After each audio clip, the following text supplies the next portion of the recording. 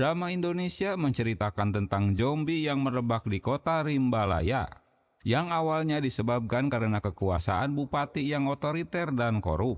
Kita gak jadi tuntut hak. Maya, seorang wanita lulusan STM yang bekerja di pabrik kayu lapis milik Pak Jainal yang pengoperasiannya diserahkan pada anaknya bernama Dandi. Gajian mereka selalu telat, bahkan hingga 2 bulan. Sementara, para buruh harus terus bekerja tanpa henti untuk memenuhi target perusahaan. Cerita dimulai saat mesin pabrik mengalami masalah dan Mayalah yang harus membetulkannya. Karena jika menunggu teknisi baru akan tiba esok harinya. Masih pun. Di tempat lain, adik Maya bernama Adi bersama temannya mengotori pamflet kampanye milik Jainal dan anaknya. Hingga mereka dikejar Satpol PP. Dalam pengejarannya, untung mereka tak tertangkap. Turun sepenuhnya besok. Ini udah sampai 2 bulan loh telatnya, Pak. Hari ini jadwal buruh gajian. Lagi-lagi mereka harus kecewa karena gajian tertunda untuk bulan yang ketiga. Dengan alasan manajemen sedang mengalami strukturisasi.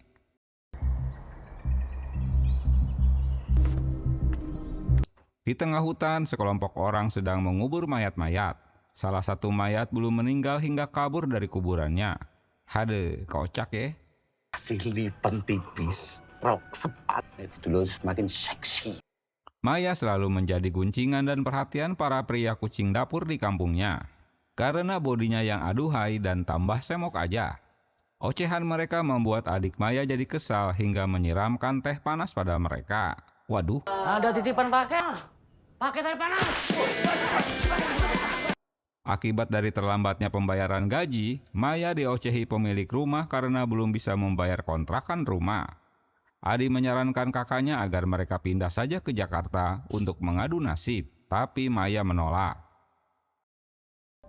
Jadi apa sekarang kita? Jadi apa-apa, Mbak? Adi memberitahukan temannya bahwa rencana mereka untuk pindah ke Jakarta ditolak kakaknya. Padahal kakaknya itu banyak keahliannya. Ide ini membuat teman Adi mengajaknya untuk pergi ke Jakarta. Hah? Berangkat besok? Tolong dengarkan saya dulu. Hari gajian yang dijanjikan pun tiba. Mereka lagi-lagi kecewa karena gajian masih belum turun hingga memicu kericuhan. Mungkin lawan mereka dengan kekerasan, Pum. Kita ultimatum mereka. Mereka harus membuat petisi sebagai protes resmi ke pimpinan mereka, yaitu Pak Dandi, si anak Bupati Jainal yang sedang berkuasa. Kalian serius mau ke Jakarta? Iya, Mas. Adi dan temannya membeli tiket bis untuk pergi ke Jakarta. Rencana ini dibocorkan petugas loket yang kenal dengan Maya. Tiba di rumah, Maya mengambil tiket bisnya agar Adi tak jadi pergi. Kalian mau kabur kamu ke Jakarta. Singan. Mereka yang selalu berulah jadi incaran Satpol PP dan menangkapnya guna dikirim bekerja sebagai pembalak hutan dengan diberi tanda gelang warna merah. Esok harinya, Adi terkejut karena berada di tengah hutan yang dikerangkeng seperti hewan.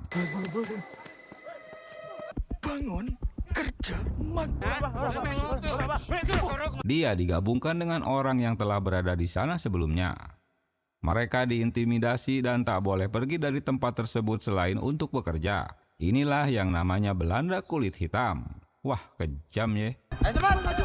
Terus sampai kapan kita kayak gini, Mas? Semua gelandangan dari kota dibawa ke sini. Di bagian lain, Pak Jainal juga memiliki panti rehabilitasi buat warga untuk mendukung program kampanye politiknya. Tunawisma dan anak terlantar. Saya berjanji. Semoga Gusti. Kemunculan wartawan risang dari Jakarta sempat membuat malu Pak Jainal saat memberikan keterangan di hadapan wartawan lokal. Berarti sudah 20 tahun lebih keluarga Bapak mengabdi, yang semuanya terdaftar atas nama keluarga Bapak. Karena semua usaha di Rimbalaya adalah milik keluarganya. Wartawan dari Jakarta yang dikirim Pak Riki. Kirain Husan yang nginep di rumah Adi. Maya tak dapat menghubungi Adi. Sejak pertengkaran mereka, tiba-tiba dia dikejutkan dengan adanya mayat yang ditemukan warga di dekat sungai dan polisi melarang untuk memfotonya. Hingga terjadi percekcokan antara Risang si wartawan dari Jakarta dengan polisi dan menabrak Maya yang baru saja tiba di TKP. Ya bentar. Dilarang mendekati TKP, Mbak. Singkat cerita, mereka jadi berkenalan karena Maya penasaran ingin melihat mayat yang berada di kameranya, sambil memberikan kartu nama pada Maya. Wartawan ya? Iya. Lo asli sini. Makasih juga ya udah nggak ngasih tau namanya. Pak Jainal menanyakan tentang pabrik kayu lapisnya yang dijawab oleh Dandi semua lancar-lancar baik. Padahal 3 bulan pegawainya belum digaji. Semuanya hancur. Paham, Pak. Di pabrik, Dandi telah membaca surat petisi para buruh dan berjanji akan membayar gajinya hari ini. Tentu kabar baik ini membuat mereka senang. Siapa mereka separuh, sisanya untuk jalan produksi. Diam-diam, Dandi hanya membayarkan separuh gajinya doang. Aktivitas pembalakan hutan berlangsung dengan memanfaatkan tenaga kerja warga yang diculik tanpa dibayar gajinya. Mereka tak segan-segan menembak bagi siapa saja yang kabur dari hutan.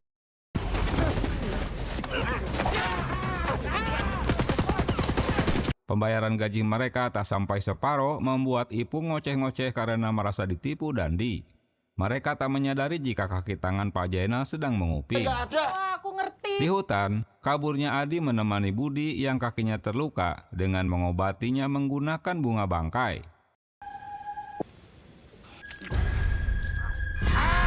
Maklum tak ada puskesmas di sana. Dan salah satu teman sekampung Adi tewas ditembak saat kabur. Bos, mau kabur. Lari, Sen! Coba.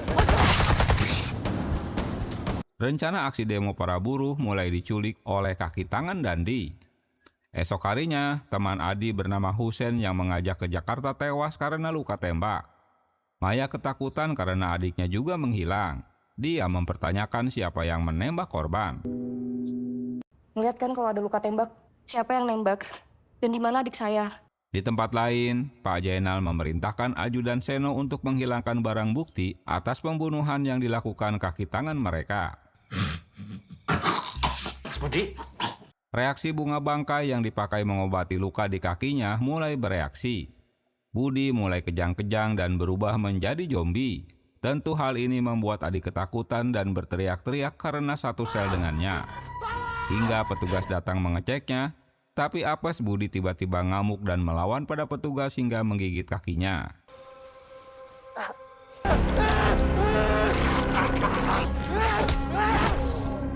Singkat cerita, Adi membawa Budi ke dalam hutan untuk menguburnya.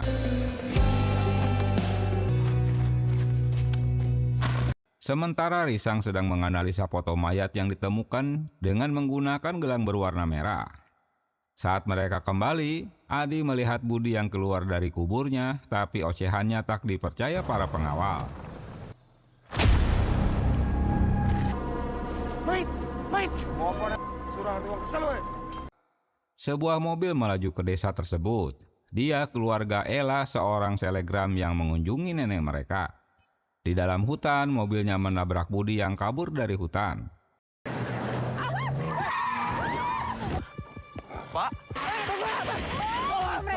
Saat orang tua Ella keluar untuk memeriksanya, ternyata Budi sudah menjadi zombie dan menyerang ayahnya.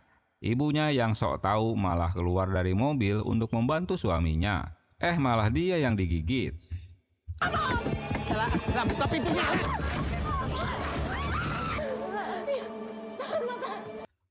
Aksi liburan mereka untuk bertemu sang nenek malah berubah menjadi aksi horor. Karena ibu Ella juga berubah menjadi zombie. Ibunya tewas saat mengejar Ella.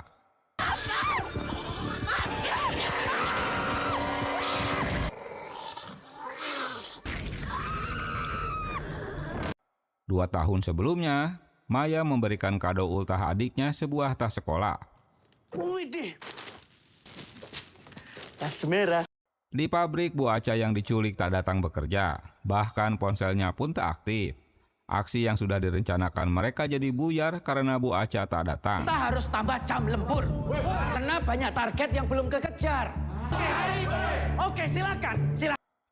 Di hutan, Adi mengalami lagi aksi kekerasan dengan dipaksa untuk kerja rodi di bawah todongan senjata. Kalau ada yang coba-coba kabur lagi, tak mutilasi. Di sebuah kampung, Pak Budi terus mencari mangsa hingga membuat warga berlarian.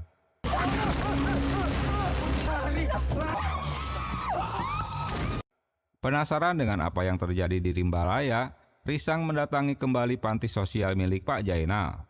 Dengan sedikit uang sogokan pada petugas, dia berhasil masuk. Berpura-pura ingin mencari toilet, dia menyelinap masuk ke area yang terlarang guna mencari tahu pasien yang menggunakan gelang di tangannya.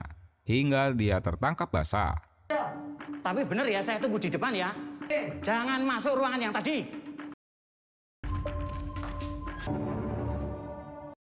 Di hutan, ulah penjaga terus mencari gara-gara pada Adi.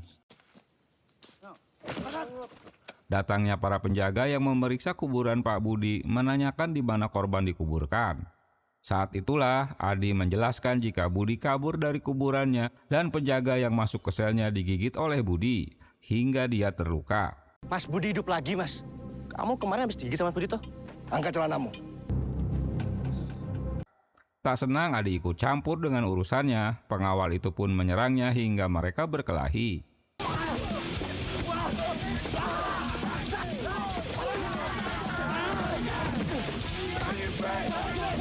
Pak Jainal memberitahukan anaknya jika dia akan menjadi anggota DPR di pusat. Sementara Bupati akan dilanjutkan oleh Dandi. Dandi janji, Pak. Gak akan ngecewain Papa. Ulah Risang yang menyusup ke panti sosial dilaporkan pada Pak Jainal. Sementara Maya diberitahu jika Ipung akan membuat rusuh di pabrik di saat pimpinan mau datang. Si Ipung malah mau bikin rusuh. Mau rapatkan ini bersama. Alah, alasan terus. Kasihan. Di pabrik situasi sudah kacau, Ipung sudah kalap dengan menampoli atasannya. Hingga terjadi kecelakaan, salah satu buruh tewas terkena gergaji mesin yang belum dimatikan. Karena ulah Risang, Pak Jainal menyuruh Seno untuk memberikan uang pada Risang dan menghentikan liputannya agar segera kembali ke Jakarta. Tapi karena Risang belum wawancara dengan Pak Jainal, sehingga Seno memintanya untuk menunggu info berikutnya. Dia berpesan pada Risang agar tak datang kembali ke panti sosial tersebut. Risang menguntit Seno yang baru saja menerima telepon. Keselamatan pekerja adalah bagian dari prioritas kami. Kalau aja kalian membayar kami tepat waktu. Peristiwa kematian buruh menjadi berita utama. Dandi terus dimintai keterangan oleh reporter, hingga Maya yang ada di lokasi mengoceh apa yang sebenarnya terjadi. Semua berawal karena buruh tak digaji oleh pabrik. Karena Dandi menuduhnya provokator, Maya yang sudah emosi pun menampolnya. Duh, apes lo Dan.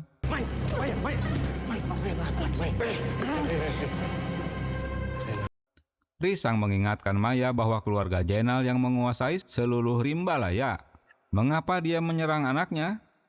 Risang memberitahukan bahwa dia menemukan sesuatu yang aneh, bahwa mayat yang ditemukan di pinggir sungai menggunakan gelang merah. Dia adalah Hussein, temannya Adi. Risang baru melihat hal yang sama hari ini di panti sosial miliknya. Pasien itu menggunakan gelang merah dan mereka semua disiksa. Kalian ngurusin pabrik aja nggak bisa. Goblok. Dandi yang sudah mabuk marah-marah pada kaki tangannya karena tak becus mengawasi pabrik. Ternyata Aca disekap di tempatnya. Karena Aca mengancam akan menjatuhkan dia dan ayahnya, membuat Dandi gelap mata hingga membunuh Aca. Aku bisa jatuhin kamu. Setelah diantar pulang oleh Risang, Maya ditangkap polisi karena dianggap bertanggung jawab atas keributan di pabrik hingga mengakibatkan orang lain tewas. Masuk kamu jauh. Saya salah apa? Di tempat lain, Risang menyelinap kembali ke panti sosial dan menemukan para pria sedang dibawa ke sebuah truk. Dia terus menguntit truk tersebut yang masuk ke dalam hutan. Tapi dia tak melanjutkan penguntitannya karena ada mobil yang juga berpatroli di tempat tersebut. Saudara Maya keluar. Halo Mbak Maya. Tak diduga, Maya dibebaskan dari penjara berkat bantuan wakil bupati dia, orang yang ambisi untuk menjatuhkan Pak Jainal. Terus? Setelah berhari-hari akibat gigitan Budi, kini si Kapi mulai bereaksi menjadi zombie.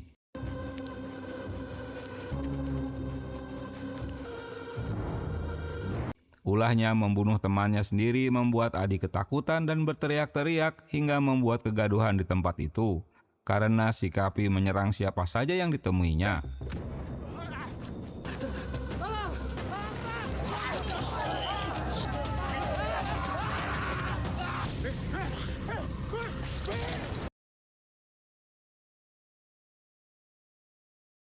Wawancara eksklusif dengan Pak Jainal selesai dilakukan. Lalu Pak Jainal bergegas ke hutan untuk melihat apa yang terjadi. Dia terkejut melihat ada zombie yang ditangkap di camp mereka.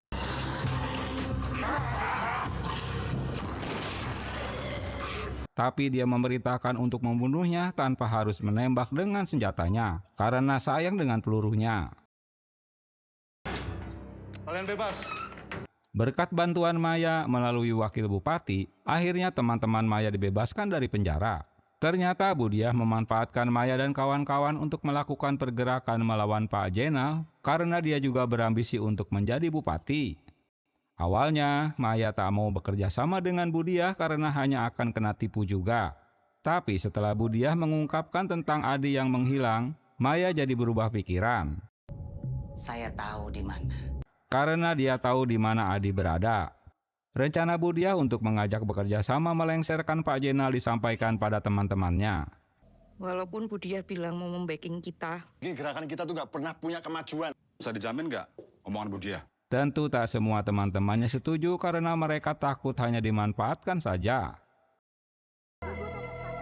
Jebakan piye? Jebakan piye? Kita minta penjelasannya Budiah dulu. Esok harinya, para wartawan ketakutan dengan adanya zombie di tempat mereka.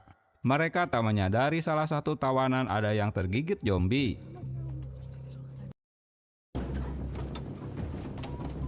Ulah Dandi untuk mengirim kaki tangannya guna menakut-nakuti si Maya. Setelah kucing-kucingan, Maya dapat kabur dari sergapan mereka. Sementara Risang masih berada di dalam hutan, dia penasaran dengan apa yang terjadi. Karena pesan Pak Jainal dilarang menembak para zombie, sehingga mereka melepaskan untuk membunuhnya dengan senjata tajam, namun apes malah mereka yang digigit. Buka.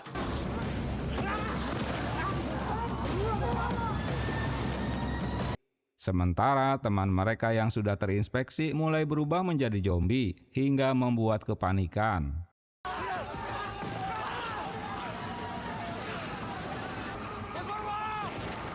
Risang baru tiba di camp setelah menguntit mobil patroli. Kini zombie-zombie itu pun berada di dua titik berbeda.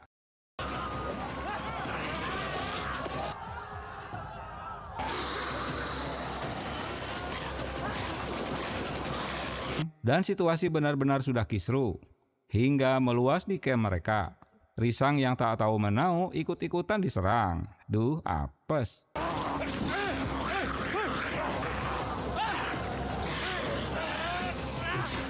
Hingga Adi dan Risang bertemu di camp untuk sama-sama menyelamatkan diri mereka. Dalam perjalanannya, mereka menemukan mobil milik keluarga Ella yang masih terparkir di tengah hutan, berbarengan dengan kemunculan zombie yang mulai meluas. Di baju bang, ini ada baju lumayan.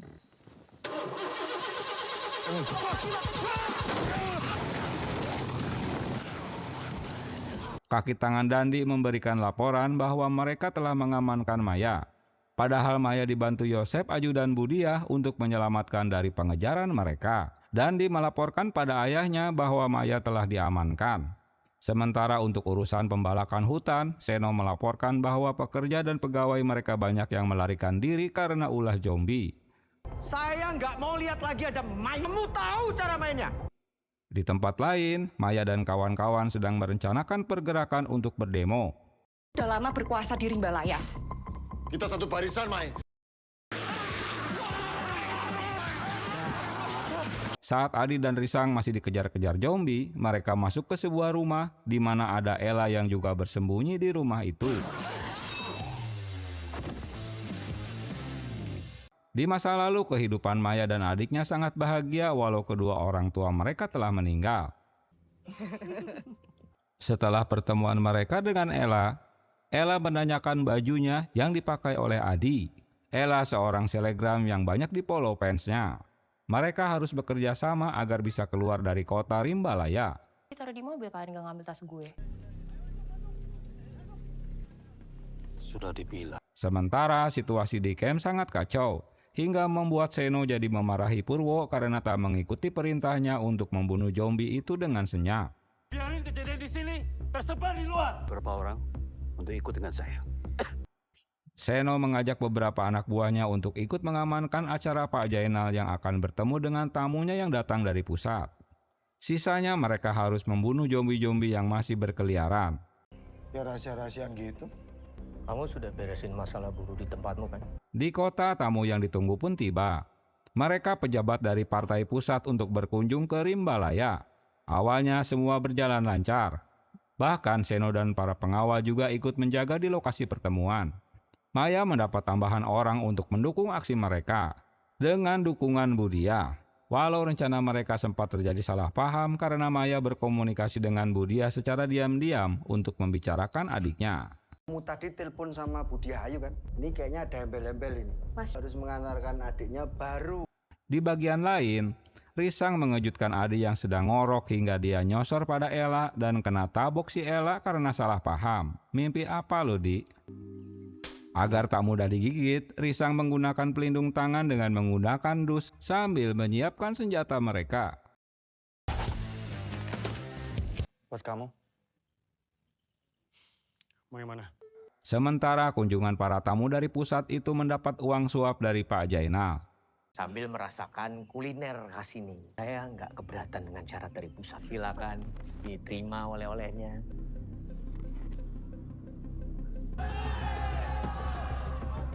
Aksi demo mulai mengganggu pertemuan Pak Jainal.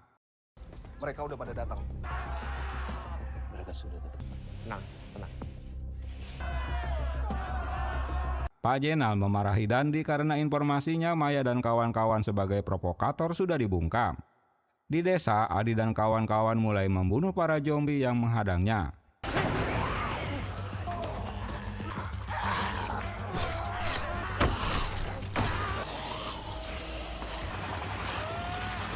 Mereka terheran di saat zombie itu tak menyerangnya lagi setelah melemparkan durian.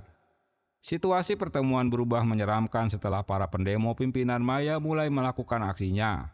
Tuntutan mereka agar Pak Jainal lengser dari bupati tentu wakilnya sudah mangap untuk menggantikannya.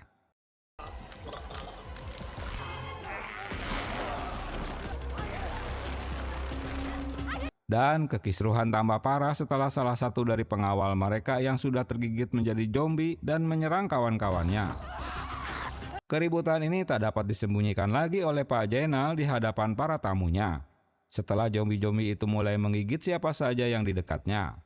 Saat mereka akan pergi dari tempat tersebut, salah seorang tamu itu tergigit zombie. Dan terpaksa deh Pak Jainal harus membunuhnya. Pembunuhan petinggi partai oleh Pak Jainal ini dilaporkan oleh Bu Diah pada pejabat pusat bernama Nur Hadi.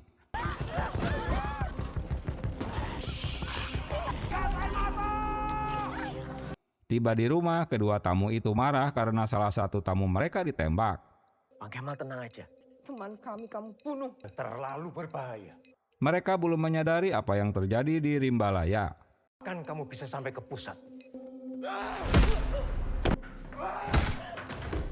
Dandi jadi emosi setelah memarahi ayahnya dan akan melaporkannya ke pusat hingga Dandi memukul kepalanya dan kedua tamu itu pun tewas. Kepolisian ditugaskan untuk menangkap kita. Kantor bupati udah diambil alih, Pak. Maya terkejut karena diserang seorang ibu, hingga akhirnya Risang menabrak ibu itu dan Ella membunuhnya. Awalnya dia menyalahkan mereka karena membunuh ibu yang tak bersalah. Udah jadi mayat. Kenapa ditabraknya? Membunuh itulah. Maya, itu udah jadi mayat. Tapi setelah Risang menjelaskan jika mereka zombie, maka Maya baru memahaminya. Lihat semua orang di sana. Mereka bukan manusia lagi, Maya. Kini mereka semua bukan berhadapan dengan manusia lagi.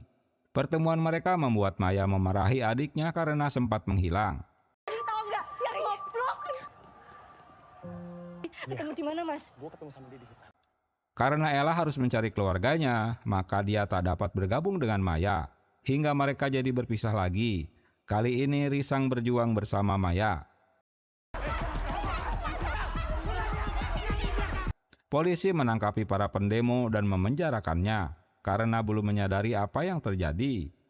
Bu Diah meminta Kapolres agar menutup akses jalan keluar kota hingga mematikan internet agar Rimbalaya terisolasi. Maya dan Risang terus berhadapan dengan aksi ngamuk zombie. Sementara di rumah, Pak Jainal menyuruh bawahannya untuk mempersiapkan senjatanya karena mereka harus pergi meninggalkan kota. Luar kota, sebelum Nur Hadi sampai ke sini. Gak ada sinyal. Mereka, korban-korban keributan, dibawa ke rumah sakit dan menjadi kacau karena yang sudah tergigit berubah menjadi zombie. Begitu juga di sel tahanan, salah seorang tahanan yang tergigit berubah jadi zombie hingga polisi membuka kembali tahanan mereka. Kini kota Rimbalaya telah menjadi kota zombie di mana-mana zombie menyerang penduduk. Hingga mereka masuk ke sebuah supermarket. Ella tiba juga di rumah neneknya. Di bagian lain, Pak Jainal dan timnya juga tiba di supermarket miliknya dan bertemu dengan Maya. Bupati kita, Mbak. Dan yang punya tempat ini, Mbak. Cepat buka. Bergabungnya Pak Jainal tentu akan menguntungkan mereka karena mereka memiliki senjata. Maya yang sudah empet lihat Pak Jainal, dia pun menyerangnya. Walau Pak Jainal telah baik-baik mengajaknya untuk bekerja sama dalam situasi chaos. Kini komunikasi kota Rimbalaya telah diambil alih oleh Bu Diah. Dia memberikan keterangan dalam pidatonya melalui siaran lokal. Orang-orang itu menular. Dandi dan Maya, apa yang terjadi di kota kita tercinta? Tak diduga, Bu Diah berkhianat pada Maya. Dia mengumumkan Maya sebagai DPO bersama Pak Jainal dan Dandi. Di rumahnya, Nenek Ella sangat senang dengan kedatangan cucunya. Di supermarket jadi kembali kacau setelah salah seorang pembeli membuka pintu belakang yang langsung diserang zombie.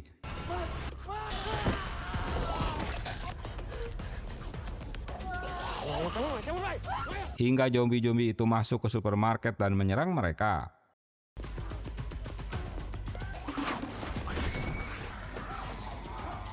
Polisi yang berpatroli mencurigai supermarket yang masih buka.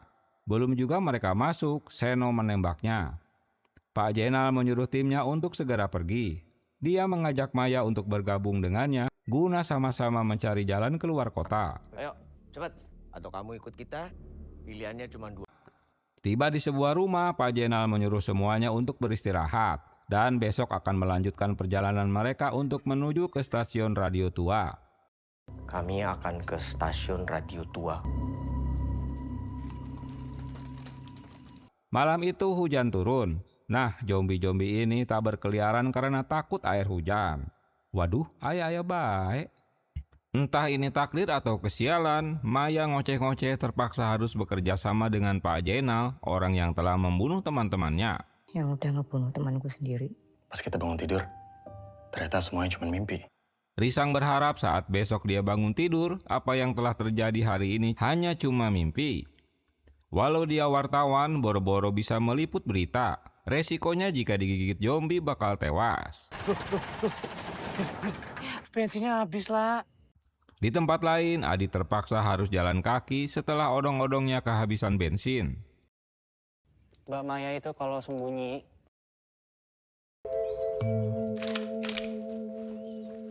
Kami akan menuju stasiun radio Raya. Esok harinya, mereka melanjutkan perjalanan agar bisa tiba di gedung tua stasiun radio Oraya. Awalnya, Maya tak mau bergabung.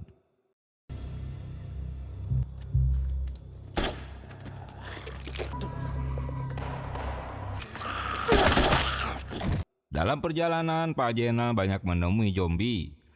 Kamu deket-deket papa ya? Mereka bertemu kembali dan Maya bersedia memimpin perjalanan agar tak menemui banyak zombie. Tapi bukan berarti si Maya mau memaafkan kesalahan mereka. Tak masalah, yang penting tujuan kita sama. Latihan apaan sih? Emang ya? Adi dan Ella tiba di rumah persinggahan mereka semalam, tapi sudah kosong. Untungnya Maya meninggalkan pesan di rumah itu. Ternyata Dandi telah digigit oleh zombie, tapi dia menyembunyikannya pada mereka. Tiba di suatu lokasi, warga sedang memblokade jalan. Saat itulah Pak Jainal ingin membuktikan di hadapan warga jika dia bertanggung jawab pada kota Rimbalaya. Karena berita negatif yang disampaikan wakil bupati dia, Pak Jainal sendirian melawan zombie-zombie itu saat menyerang mereka. Alhasil warga membukakan blokade jalan untuknya.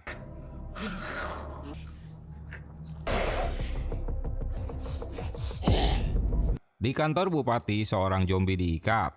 Para pegawai bupati dengan iseng memberikan durian yang sedang dimakan pada zombie. Rupanya zombie itu ketakutan dengan bau durian. Temuan ini dilaporkan pada Budiah bahwa zombie itu takut dengan bau durian. Yosep ditugaskan untuk mengumpulkan durian yang ada di kota. Tapi temuan ini harus dirahasiakan pada warga. Tanggung jawabnya sebagai bupati.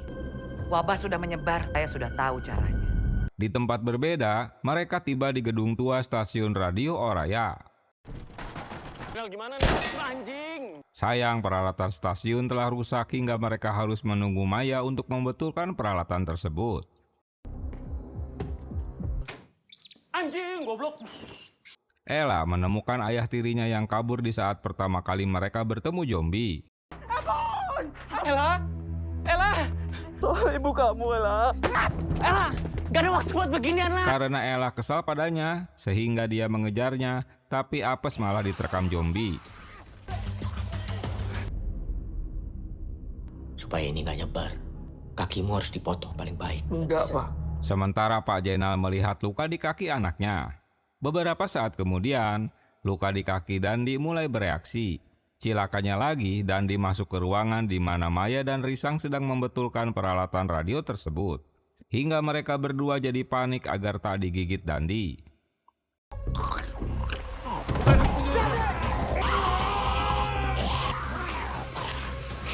Setelah berhasil keluar dari ruangan tersebut, salah satu anak buah Purwo digigit dan ditembak mati oleh Pak Jainal.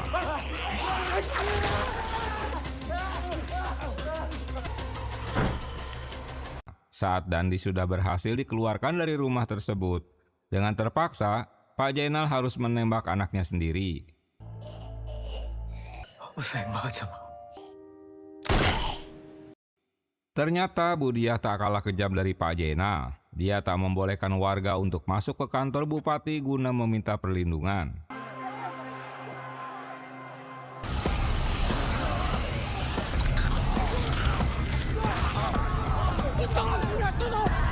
Setelah berhasil komunikasi dengan petugas keamanan, Kolonel tak dapat menolong mereka karena Rimbalaya telah di bawah koordinasi Budiah.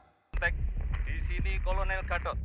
Kita perlu keluar dari kota ini. Dia Ayu sudah menyatakan kota dalam kendalinya. Pak Jainal melanjutkan perjalanan agar bisa tiba di jembatan Gondolaya dengan melalui lorong di bawah tanah untuk mempersingkat waktu perjalanan sejauh 2 km.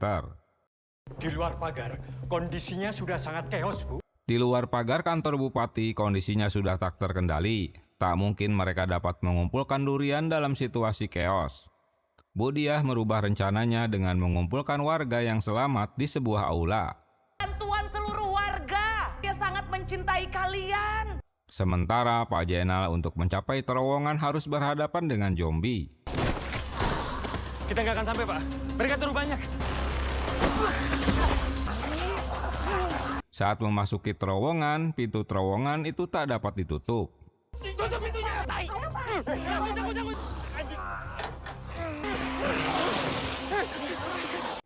Zombie-zombie itu berdatangan menyerang mereka. Namun tak diduga zombie itu tak mau masuk mengejar mereka karena bau busuk di terowongan tersebut. Rupanya zombie itu selain durian, mereka juga tak mau mencium bau bangkai busuk. Budiah menunjukkan pada warga bahwa zombie itu takut dengan kain warna merah, tanpa menyebutkan bau durian. Tentu hal ini telah membohongi rakyat. Merah, ditakuti mereka. Dia menyuruh warga untuk melawan zombie dengan menggunakan kain merah. Ajudan berusaha mengingatkan bahwa penjelasan atasannya telah membohongi rakyat namun malah diancam untuk dikorbankan. Karena Budiah tak ingin untuk menyelamatkan warga sebanyak itu, prioritasnya hanya kelompok mereka saja yang harus selamat. kamu mau ikut bersama dengan rombongan warga. Lalu RL2 akan keluar dari pintu. Adi dan Diah mendengar rencana mereka untuk mengorbankan warga.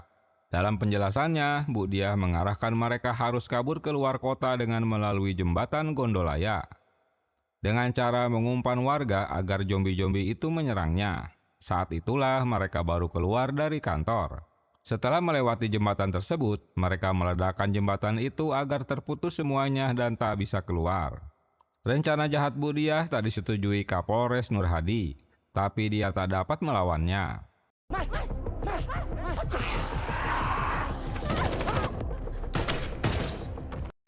Kekejaman petugas menembaki siapa saja yang mereka temukan, baik zombie maupun manusia, yang kesemuanya itu disaksikan oleh Ella dan Adi. Dalam perjalanan di terowongan, mereka bertemu dengan sekelompok orang yang dendam dengan Pak Jenal, hingga perkelahian tak terelakkan. Tahun-tahun kami menantikan ini.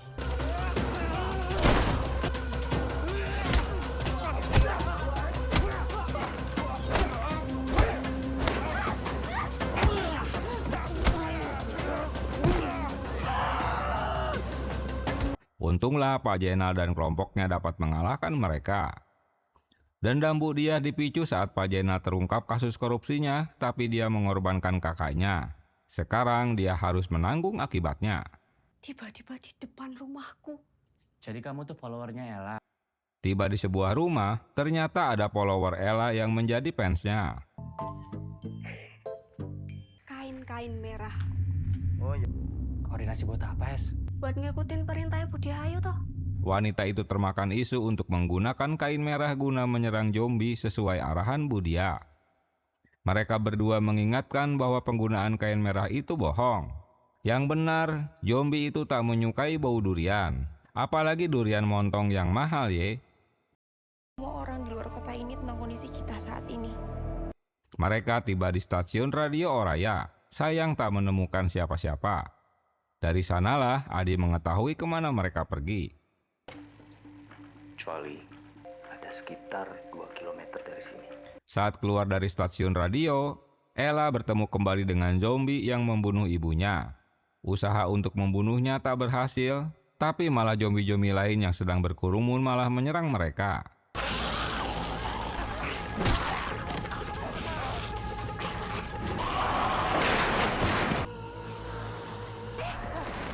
Sementara Pak Jenal dengan terpaksa membawa bangkai anjing untuk mengelabui para zombie yang berada di hadapannya.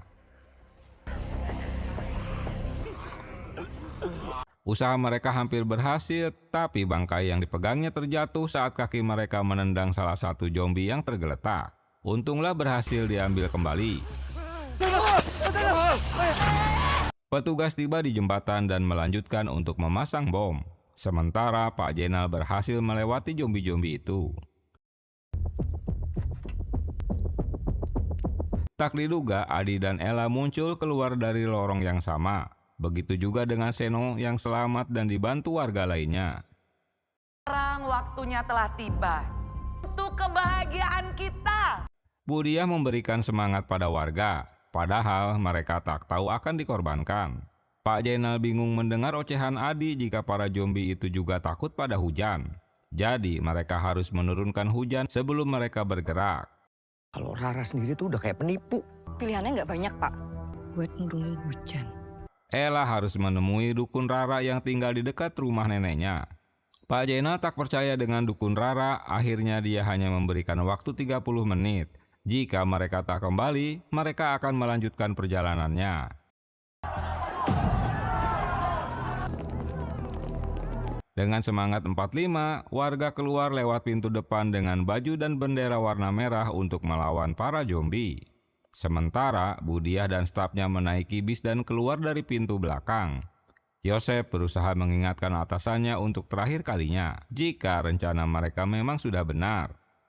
Hanya Nur Hadi yang tak setuju dengan rencana jahat Bu Diah. Udah Mbak, santai aja, kita asikin aja ya. Yeay, mandi. Singkat cerita, mereka tiba di rumah dukun Rara, dan Rara pun mulai beraksi. Aksi kejam Bu Diah menabrak warganya yang ingin ikut dengan bis. Saya bilang terus jalan. Kabar mengenai pergerakan pasukan dari pusat sedang menuju Rimbalaya. Karena hujan tak kunjung turun, Pak Jainal dengan kelompoknya melanjutkan perjalanan. Namun mereka harus menghadapi begitu banyak zombie. Mereka yang menggunakan baju merah telah dimangsa oleh para zombie. Rupanya aksi dukun Rara berhasil menurunkan hujan hingga mereka dapat melewati dan membunuh para zombie.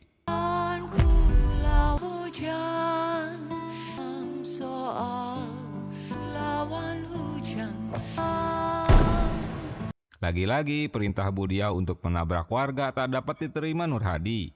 Tabrak mereka. Kita harus menolong mereka. Dia mulai memberontak hingga situasi di dalam bis memanas. Ngapain mereka di sini? Menghancurkan seluruh akses keluar kota. Pak Jainal sampai juga di dekat jembatan. Dia melihat ada petugas yang berjaga-jaga di sana. Dengan rencananya, mereka dapat memancing datang dan melumpuhkan satu persatu para penjaga tersebut. Laksanakan.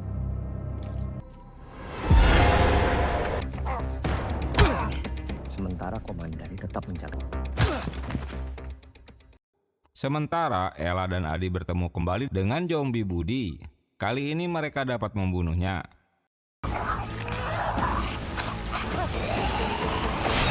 Pak Jainal menembak bawahannya hingga dia terpojok dan mengancam dengan granat.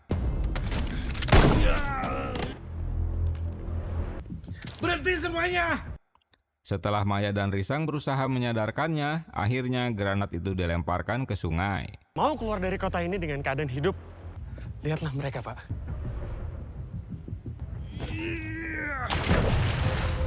Bis mereka dan pengawalnya tiba di jembatan. Mereka saling menodongkan senjatanya.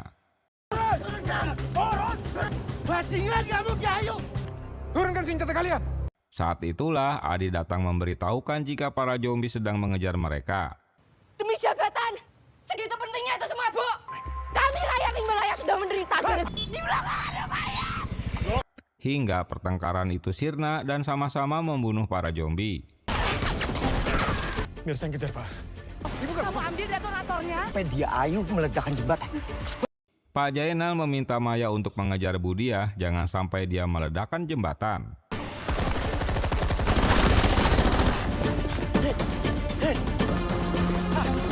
Komandan itu ditembak Yosep karena tak mau meledakkan jembatan. Lintasi jembatan ini!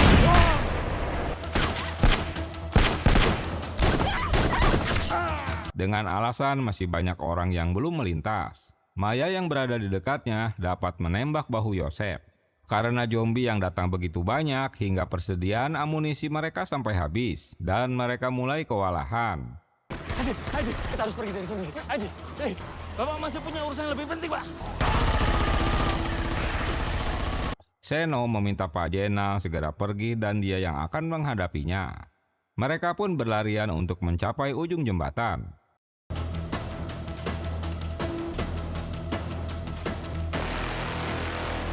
Dalam situasi yang sudah membahayakan, Budiah meledakkan jembatan. Untunglah mereka selamat dari ledakan karena telah melewati batas jembatan.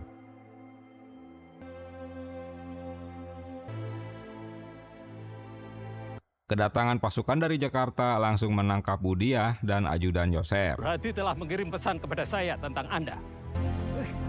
Atas pesan yang dikirim Kapolres Nur Hadi. Cerita ditutup Pak Jainal mendapat penghargaan dari pusat atas perjuangannya membela warga Rimbalaya.